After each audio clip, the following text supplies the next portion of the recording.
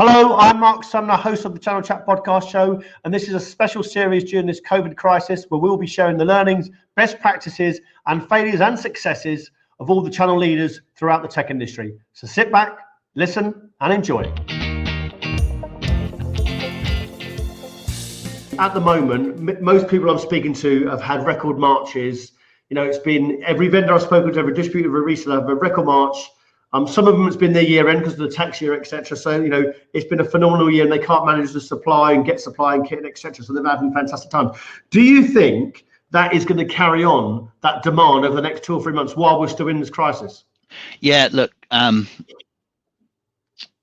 digital lives have never, and our digital working lives have never seen this level of demand. And so CIOs, CTOs, technology chiefs have spent millions of pounds in consulting fees building disaster recovery plans that frankly are worse than a blank sheet of paper today. And they're all sitting in board meetings, with their hands up waiting to get shot because everything they put in place doesn't cover this scenario.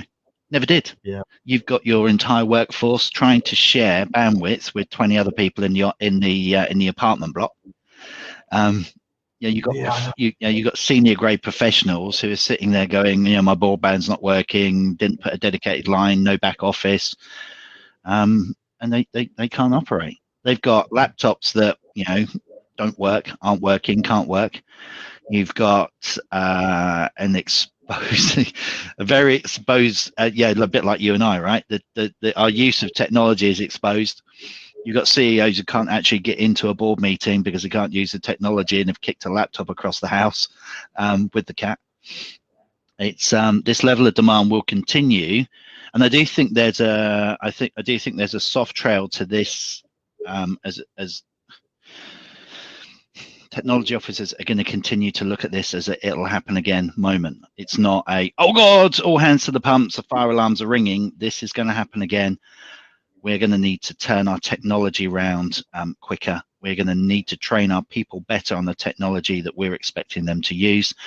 We're going to need to think more seriously about the level of UK infrastructure in the ground and how we get more professional grade bandwidth into people's homes, because we may never see this happen again, but nobody's going to take a chance a second time around. Yeah, no, absolutely. I'm also seeing, David, the communication style from partners very much upped. Now, I know they've been forced into it because they're suddenly putting up webinars and they're putting up landing pages about working from home, etc., etc. But do you think, from a training perspective, they didn't, in my opinion, not all of them, there's some really good partners out there, but they didn't seem to be ready to educate their clients on this. We knew the technology was out there. We knew we could use it. And believe me, I actually put a post up myself. For myself, I haven't had a phone call with my technology partner trying to educate me on what it is. I have no idea. I've got my desktop, I'm running around. I have no idea actually do. But do you think there's going to be a level of different communication? Because the training from those sales guys, they weren't ready for this at all. They've obviously, because if they were, they'd have been educating their clients already. Yeah, no. First things we did, changing the training program straight to digital meeting practice. First thing we did, all of my clients.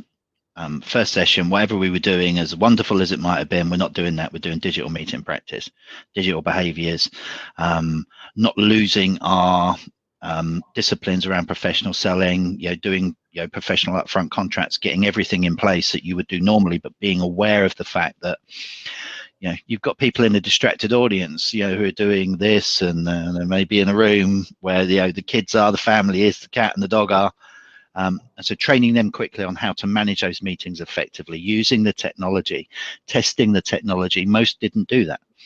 They'll set up a Microsoft Teams meeting with a client without checking that they can A, use Microsoft Teams, B, get into a Microsoft Teams meeting.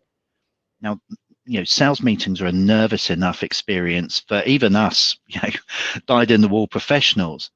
But when you go to a meeting and the technology fails, it's like going to a meeting room and finding that you can't get the door open, and you stood in the corridor with the CEO of BT for 5 minutes trying to get the bloody door open. It's that same experience. It's uncomfortable. somebody's running around trying to fix something and it's not working, and by the time you get into the meeting you're late, and everybody's a bit stressed and a bit rushed, and everybody's looking at their clock and going, we've only got 45 minutes left, let's get through it, and you don't have the meeting you plan to have. So you've got to get out ahead of so much more stuff, so that everybody's prepared to have that comfortable business environment that we all expect and want, so that we can have a proper professional, efficient and effective meeting. So that's where we race straight to, we're online, it's this digital world. Following that through behaviors, of course, people are working from home, right? There's a slightly different discipline in sales when you've got one eyeball on the back of your neck. Yeah, somebody can see you're not on the phone, or you're not prospecting, or you're not talking to clients. But when you sat at home, nobody can see what you do. And drilling those behaviors, they should be standing disciplines anyway, but drilling those behaviors fast back into your teams, having accountability calls, making sure that you're keeping people connected, not only as humans, but to the work that we do. I don't believe anything's changed very much, apart from the fact that prospects and clients are sat like you and I, right near their technology, right near their computers, with their mobile phone sat right next to them. Yeah, not talking to other human beings. So right now is the best possible time for any organization to be evoking their prospecting behaviors. One, so client prospects are sat there crapping themselves that half of the things they said they put in the ball pack actually don't exist, and need support and help to get that done, almost without anybody seeing it happen. And clients are sat there. It's a brilliant time for account planning and account calls, doing recon calls, and just coming together, talking about their business, remembering why you came together in the first place, working out where the relationship's at, talking about the changes in their world, and looking at the opportunities and clarifying next steps to continue working together. David, you've given 2 or 3 really good examples of there. What would you say, in your opinion, what would you say is the top 3 tips that you would advise people if they're going to train their staff now on conversing over this new technology? Well, effective prospecting, not the usual garbage calls that most salespeople make, and prospecting is a human to human. You forgive me, I'm sat here taking these calls and they're garbage. I leave a 15-minute call none the wiser about who they are, what they did, or why they did it, and that's just unprofessional. Right? Yeah. So prospect, and do that with the phone. We've got to up our putting average. Pick up the phone more often. Talk to people. They're there right by the bloody device we wanted to get them on. If you don't have that direct contact information, go get it. It's relatively easy to get a gatekeeper to say, oh my God, I've got a meeting with Mark. You haven't got his mobile number, have you? I'm late and I can't use the technology. Oh yeah, here you go, and you're off. Now, okay, I'm training people to lie, but it doesn't really matter how you get hold of somebody, as long as you give them a good, valuable conversation when you get there. Your businesses have got to really change their account management functions and their partner management functions, and just change the terminology slightly. And stop calling people account managers, call them account developers, and stop calling people partner account managers and move to a partner development mode. And that means working with your clients, working with your partners, building plans, looking at the outcomes of this period of time. How do you, as a supplier to them or as a partner to them, get their business back on track quick today, and setting themselves up for strength in the future? I do think people should operate like this is modus operandi. I mean, this is the best possible time to instill, strong leadership discipline, strong management discipline, and strong selling disciplines that pervade after this period of time. We shouldn't be sitting here talking about putting things in place that should be standard. Yeah. How do you think now, if they haven't had those good selling disciplines in place and initiatives in place, and they're suddenly thinking, damn, I can't even now get them in place because I can't monitor them, I can't do this, I can't do that, I can't train them in person. How can they get there if they're thinking, I want to get these initiatives and disciplines in place now? How do you think they can get it now? Their guys are actually homework and they can't even see them. Well, I'm here to say quite a lot. Doing nothing achieves just that.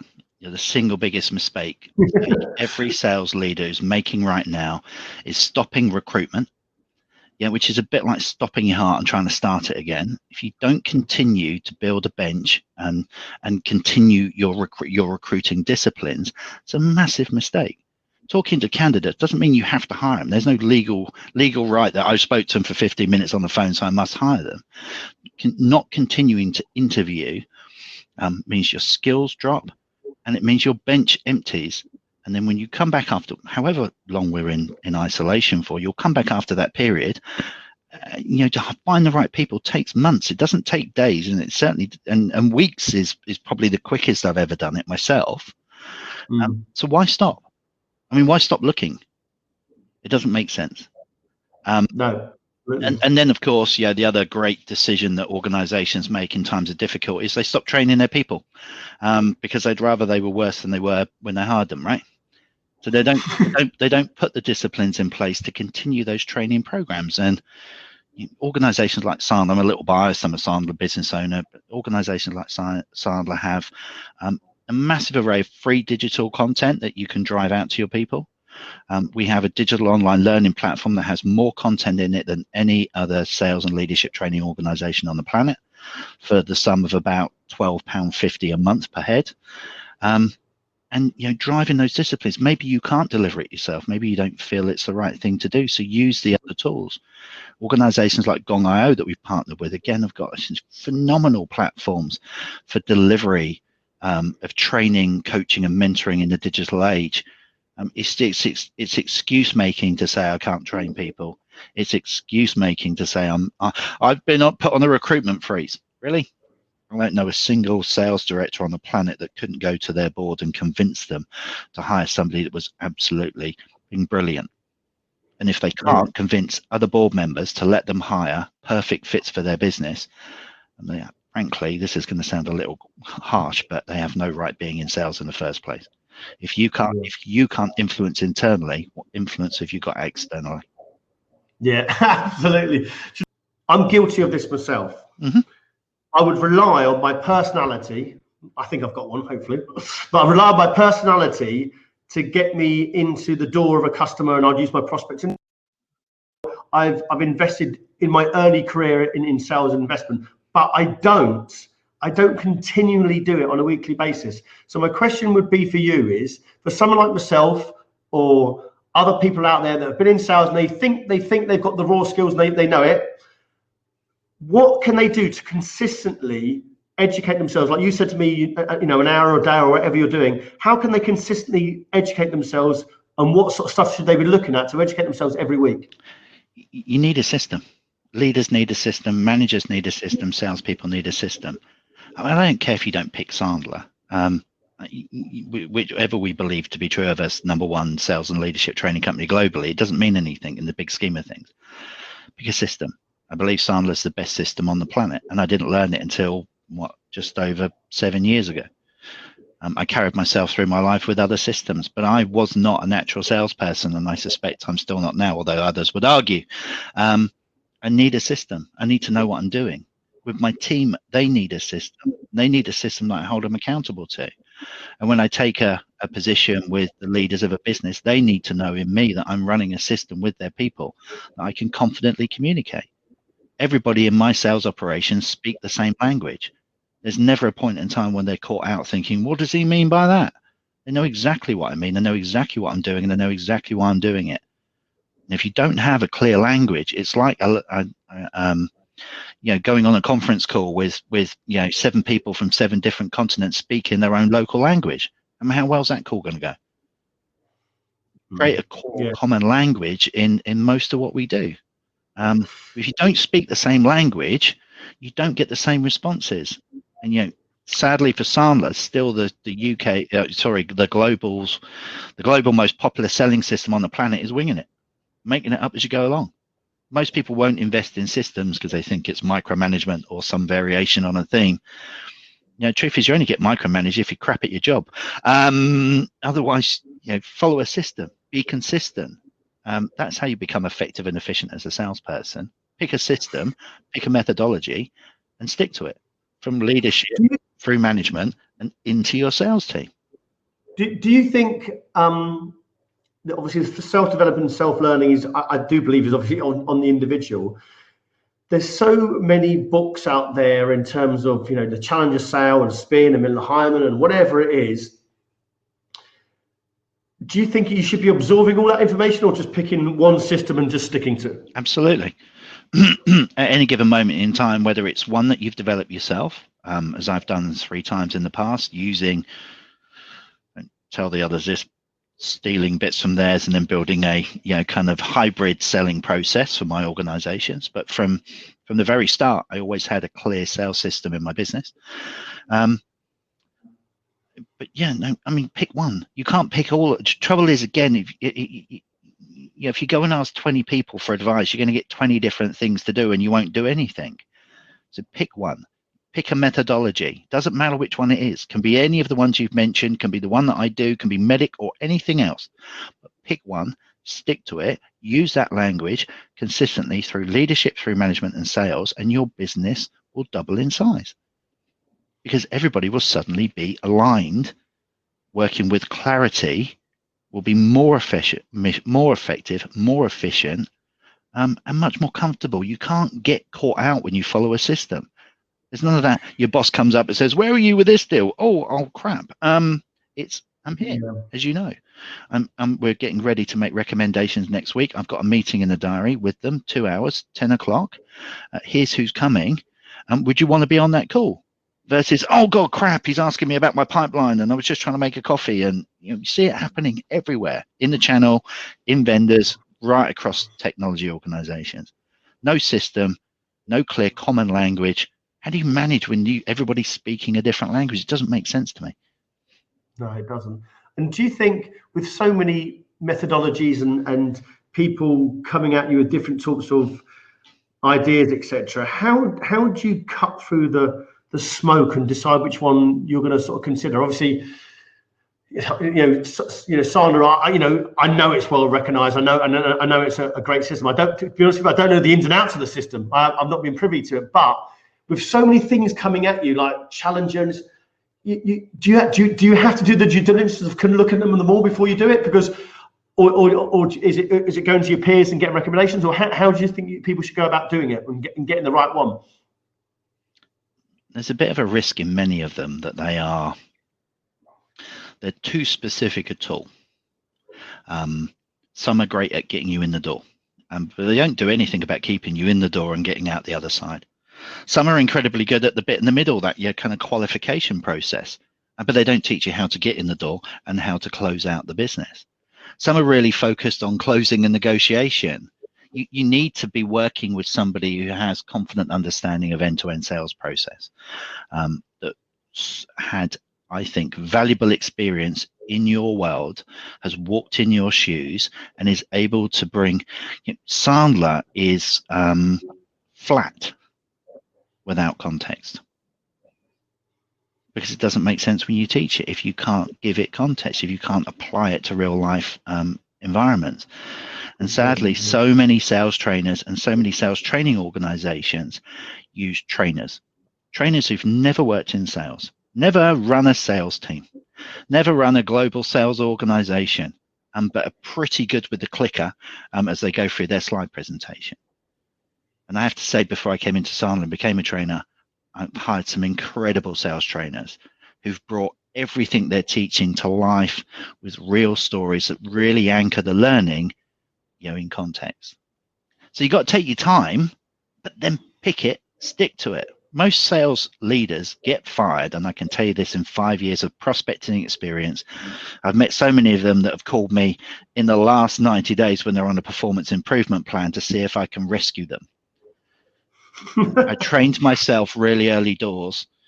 If I was going to do this consulting work, that I wasn't going to put my underpants on the outside of my trousers, a cape around my neck, and pretend to be Superman. Because my job isn't to rescue people. Of 38 sales directors that have come to me late in their process to fix major problems in their business, by the time we talked, understood the problem, and we presented recommendations they were happy with, they went to present them to the board and got fired. I don't believe that's my fault, although it may be. But they got fired because they left it too bloody late. They weren't recruiting effectively and consistently. They had no process. They weren't doing performance management, and they got fired because somehow people worked out this person isn't right for us. And it's all ego. In my opinion, it's all ego. We get caught up thinking, we're the super killer salesperson. How hard can it be to manage people? I used to be like a rock star salesman. If they just do what I did, then they'll be great. And it doesn't work because it's not repeatable. It's not documented. It's not presentable. It's not trainable. It's too intrinsic. So yeah, the what is it? 7 that have hired me out of 35. We are growing their business exponentially every year, every month, every quarter, every day. Thanks for joining us and listening to another episode of our Channel Chat podcast. If you've enjoyed what you've heard and are listening on iTunes, please could you give us a review and subscribe in order to get the newest episodes as soon as they're released. Otherwise, as always, we release an episode every Thursday at midday, so hopefully you can join us then.